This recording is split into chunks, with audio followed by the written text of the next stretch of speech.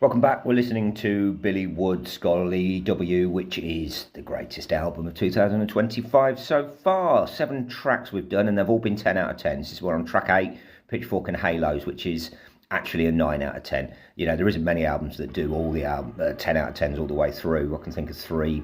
Pimp a Butterfly, Wowie Zowie, and Come On Feel the Illinois, but still wonderful. The saxophone adds so much.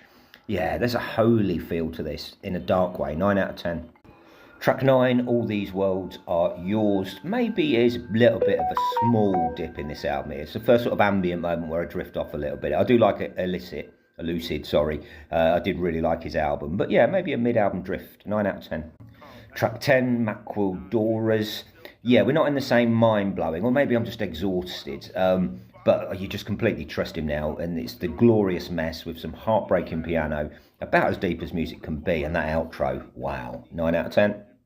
Track 11, A Doll Full of Pins, smooth jazzy start, perhaps what I thought Billy Wood's was, you know, a little bit more than the darker stuff. You know, pick a perfect sample, stick a brilliant bass line and beat over it and do some of the best vocals. It's just what he does. Again, it's no jamboree though, 9 out of 10. Track 12, Golgotha. Yeah, we're in a bit of a groove with the album now. It still sounds great, but there isn't the drop-jaw moment of the first 7 tracks. Not a standout for me on this album, but if it was on any other album, I think it would be my favourite track. 9 out of 10. Track 13, Cold Sweat. What is it that makes an album stand out so much? And this album stands out so much. Consistency, I guess, plays a big part. You can stick this on random and be amazed wherever it lands. What an album it is. 9 out of 10. Track 14, Black Zombie. That country Morricone type sample is out of this world. The impression it leaves is just pure, epic, glorious noise that you can still bop your head to somehow, with a sing-along and chorus as well. Back to perfection. 10 out of 10. Track 15, Make No Mistake. That rarest of things, an 8 out of 10 on this album. Yeah, it feels a little bit demo, and it is quite a long album, and maybe we could live without this one. 8 out of 10. Track 16, Born Alone. Yeah, it couldn't last. Back to the 10 out of 10. This incredible piano sample.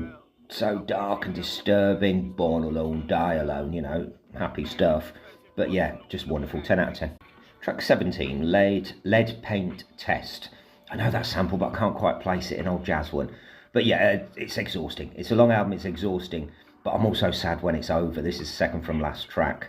And the guests on it are amazing. I haven't mentioned how great they are. They all add something. It's like a who's who of underground hip-hop. 9 out of 10. And the 18th and final track, Dislocated. Lovely way to end. Quite Kendrick, quite up-tempo, a little bit more optimistic. 9 out of 10. But overall, what an album that is. It's difficult to put into words how special this album is and how hard and great and wonderful it is. You just need to listen to it. 10 out of 10 all the way.